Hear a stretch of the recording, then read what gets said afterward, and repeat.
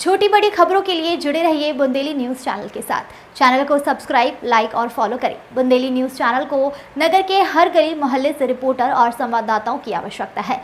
संपर्क करने के लिए बुंदेली न्यूज़ पोर्टल पर दिए गए नंबरों पर संपर्क करें। राम अवतार यादव, निशा यादव, मुलिया यादव के द्वारा स्टे होने के बावजूद जबरन किया जा रहा था निर्माण कार्य। महिला राजपति यादव के मना करने पर इन सभी लोगों ने की गाली गलौज कर दी मारपीट व शिकायत करने पर दे डाली जान से मारने की धमकी। थाने में कई बार शिकायत करने पर भी नहीं हो रही कार्रवाई। राम अवतार यादव, निशा यादव, मुलिया यादव झूठे केस में फंसाने की दे रहे धमकी। फरियादी ने पुलिस अधीक्षक से की शिकायत।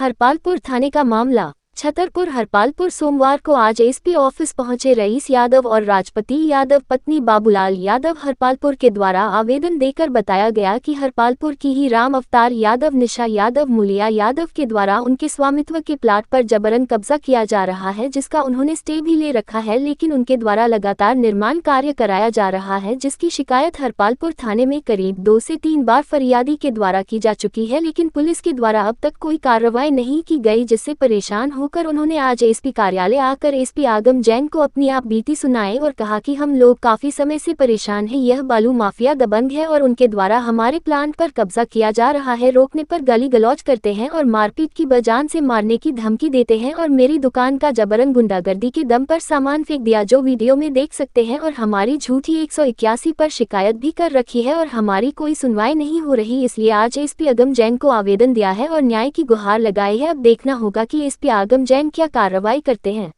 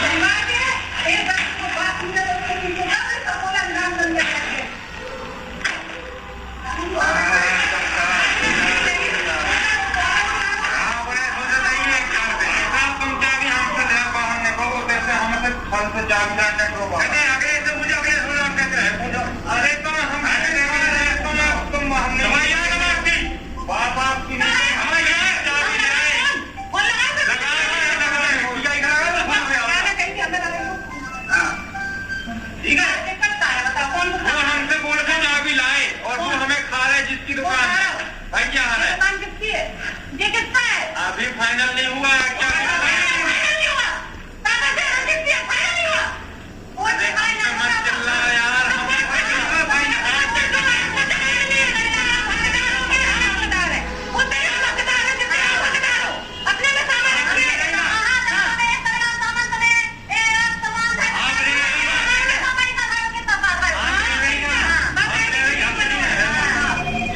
हम तो नहीं है।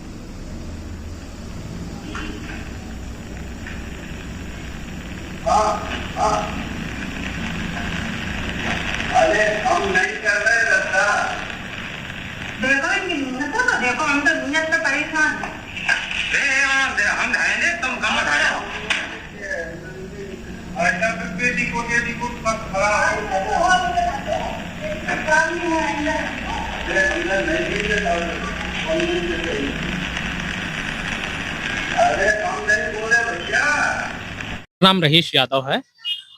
हम हम एक्चुअली हरपालपुर में रहते हैं, कपड़े का व्यापार करते हैं, कपड़े की दुकान है हमारी। तो 26 अप्रैल को राम अवतार यादव, निशा यादव और मुलिया यादव ने हमारी जो गोडाउन था उसमें से हमारा सामान बाहर फेंक दिया और उसी दिन हमारे घर की दीवार तोड़ दी और दीवार में भी काफी तोड़फोड़ की। उसी समय पे हमने जब पुलिस को सूचित किया इस बारे में तो उन्होंने हमारा एनसीआर लिख दिया। उसके बाद जब पुलिस में सुनवाई नहीं हुई तो फिर हमने एक मई को स्टे ऑर्डर लेके आ गए न्यायालय से। जब न्यायालय से स्टे ऑर्डर लेकर आए फिर भी वो मानने के लिए तैयार नहीं थे न्यायालय का स्टे ऑर्डर, और 9 तारीख को फिर भी निर्माण कर रहे थे। तो बाद में 9 तारीख को हमने फिर से वापस से 9 मई को हमने उस निर्माण की सूचना दी हरपालपुर थाने में। उसके बाद कुछ दिनों तक शांति बनी रही। उसके बाद 29 मई को ये लोग मुलिया यादव पहले हमारे मकान पे आ रही और गाली गलौज करने लगी हमारी माताजी से और हमसे। हमने जब कुछ रिस्पांस नहीं किया तो फिर बाद में उन्होंने अपने बेटे को राम अवतार यादव और अपनी बहू को निशा यादव को बुला के फिर हमारी माताजी के साथ मारपीट की। इसकी सूचना जब हमने थाने में दी तो फिर से हमारे एक एनसीआर बना के हमें दे दिया। आज 2 महीने से ज्यादा हो गया है, आज तक कोई कार्रवाई नहीं हुई है। हमारे पास सीसीटीवी फुटेज है जिसमें पूरा रिकॉर्ड है कि इन्होंने हमारा सामान बाहर फेंका है, दुकान का दीवार तोड़ी हुई है, हमें हमारे परिवार को जान से मारने की धमकी देते हैं, कट्टे से मारने की बात करते हैं। और आज ऐसा है कि हमारा वहां पे जीना बहुत मुश्किल हो गया। आए दिन आज हम एसपी कार्यालय एसपी ऑफिस में आए हैं। हाँ, एसपी साहब से मुलाकात हुई है। उन्होंने बोला है कि आप निश्चिंत रहिए, जो दोषी लोग हैं उन पे कार्रवाई होगी और सख्त से सख्त कार्रवाई होगी। उल्टा इन्होंने जो विपक्षी पार्टी है राम अवतार यादव, निशा यादव और मुलिया यादव, इन्होंने झूठी 181 की भी रिपोर्ट की है और वो हरपालपुर थाने में दबाव बना रही हैं कि हमारे ऊपर झूठा केस लग जाए और हमें जेल हो जाए। इवन आप देखोगे हम कपड़ा व्यापारी हैं, जो राम अवतार यादव है वो बालू माफिया है, वो नंबर 2 के काम करते रहता है। उसने नंबर 2 के काम करते करते हमारी प्रत्येक जमीन के 6 बीघा जमीन भी बेच दी है, ट्रैक्टर बेच दिया है और 2 नंबर के काम कर करके